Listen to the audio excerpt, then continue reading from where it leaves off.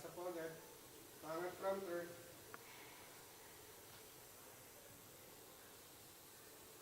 Two, one.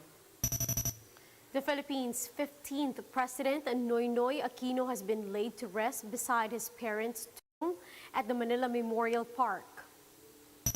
A number of politicians and other personalities paid tribute to the late chief executive on the day of his burial. The Health Department reports over 6,800 cases today, pushing the country's total caseload to nearly 1.4 million. As the Delta COVID-19 variant continues to spread across the globe, the DOH maintains that there is no local case yet in the country. And a former U.S. policeman has been sentenced to over 22 years in prison for murdering African-American George Floyd.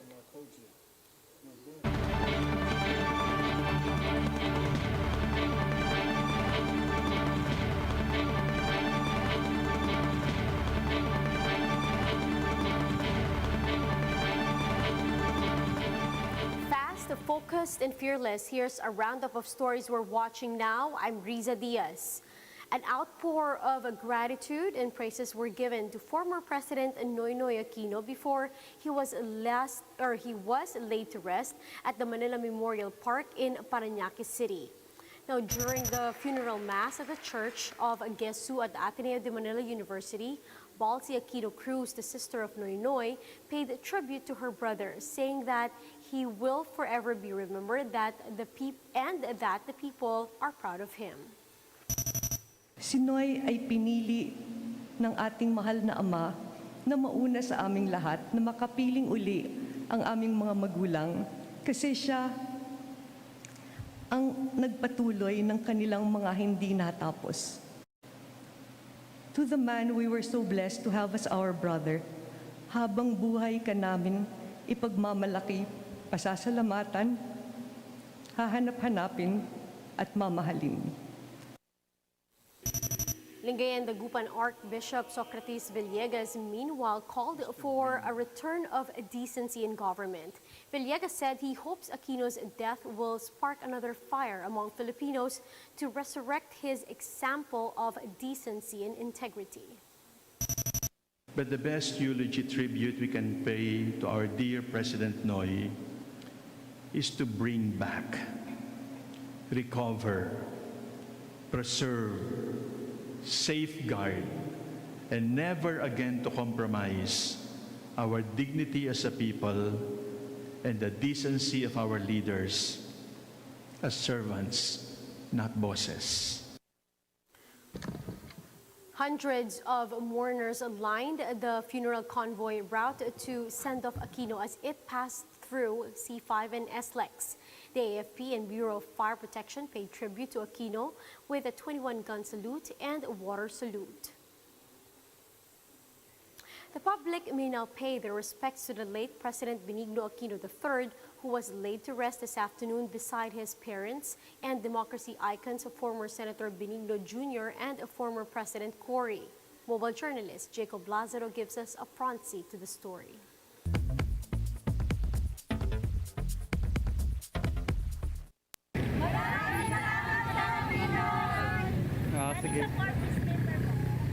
Around noontime today, more than 100 supporters of former President Benigno Aquino III, or Pinoy, flocked to the Manila Memorial Park in Parañaque City, where his ashes were interred.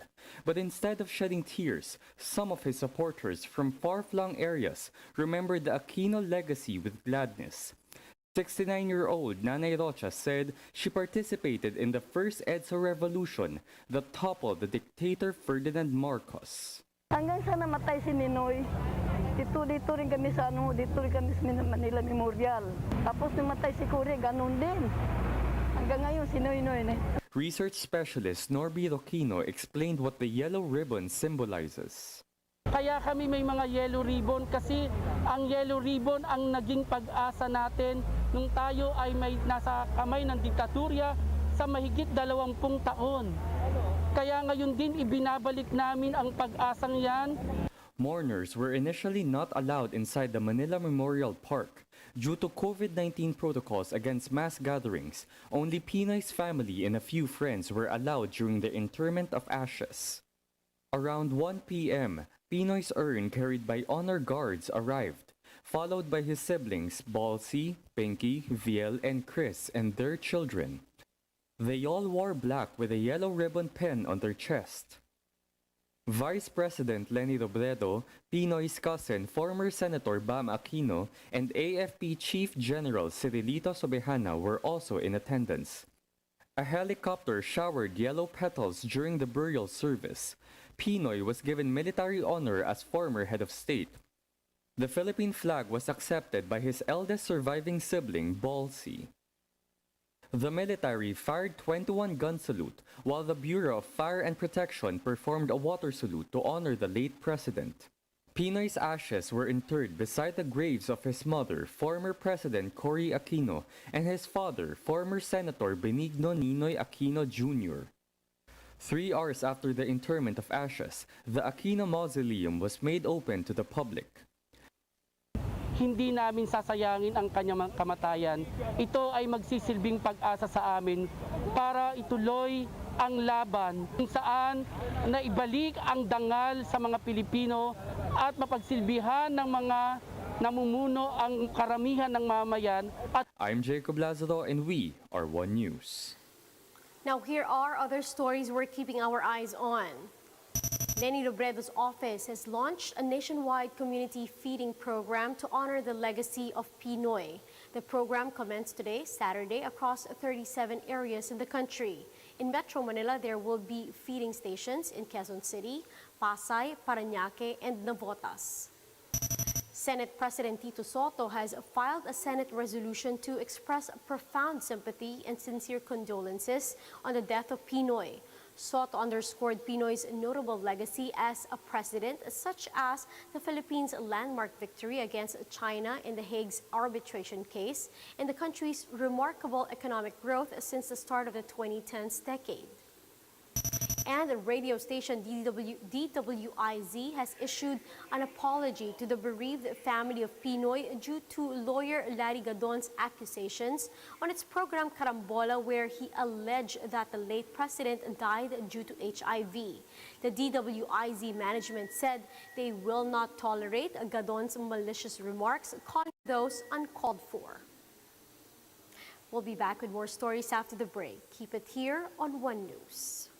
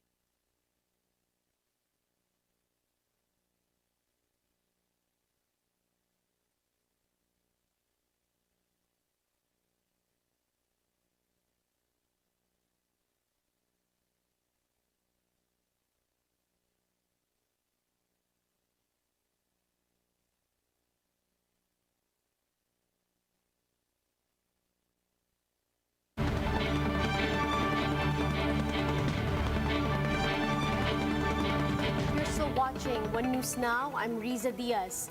The Health Department reports more than 6,800 new COVID-19 cases today. This pushes the country's total caseload to nearly 1.4 million. Some 94.4% of this number have recovered from the infection, including more than 8,000 new recoveries over the past 24 hours. Meanwhile, there are 92 new fatalities, pushing the death toll to over 24,000.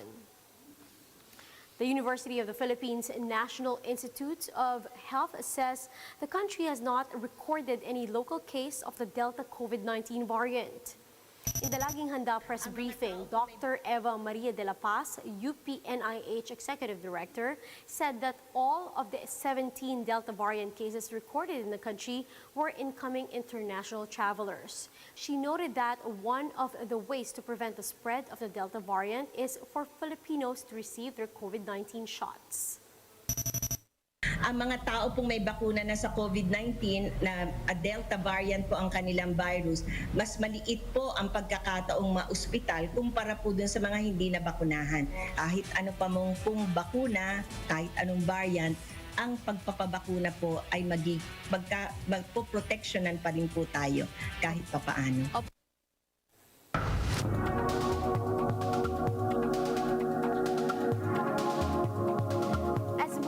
Get vaccinated against COVID-19, several countries begin exploring possible mass gatherings in a bid to revive normalcy. Barcelona, for one, gives a glimpse into what could be a first step towards a mass entertainment in the pandemic era. Let's watch this video.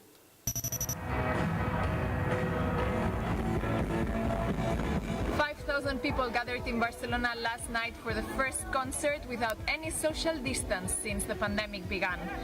The tickets to see the band Love of Lesbian were sold just within hours, and the mood inside the stadium was of euphoria, a turning point after a long year of lockdowns, confinement, and restrictions.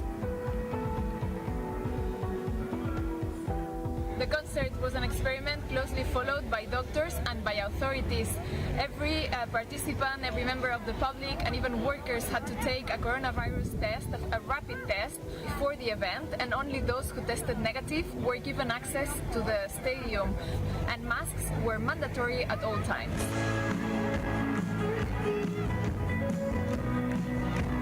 Agli anni Mix che non trapigiamo come scenari come banda y això és... Jo que ja està plorant per aquí. És lògic. Desde antígeno y tiene todo el mundo un test negativo, generamos esa idea de burbuja sanitaria donde dentro del recinto no puede haber contagio.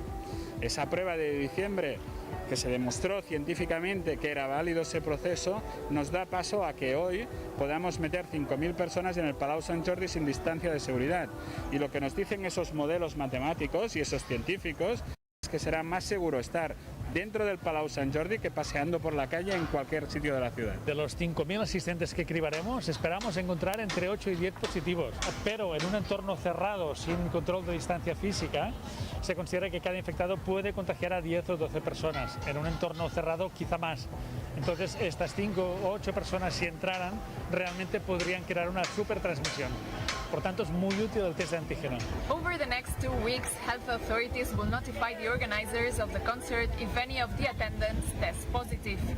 If there are no significant outbreaks, then the event will have been a success and it could be a first step toward mass entertainment in the pandemic era. Es un gustazo, de verdad que es un placer volver a estar otra vez en un concierto y música en directo con seguridad porque llevamos test de antígeno todos. Nos hemos evadido un poco de la realidad, es decir, hemos estado en nuestra pequeña burbuja de concierto y hemos logrado incluso recordar aquellos años en los que esto era una cosa normal, que hoy en día pues ya por desgracia no es tan normal, por así decirlo. Pues sensación de libertad, de volver a sentir la temperatura de la gente, la normalidad de antes. He sentido que todo está súper bien organizado, que la gente ha hecho muy buen trabajo para que la cultura pueda seguir adelante y que la gente se ha portado muy bien y creo que eso da confianza a pensar que en el futuro se pueden hacer más cosas porque la gente cuando queremos nos portamos bien, somos buenos.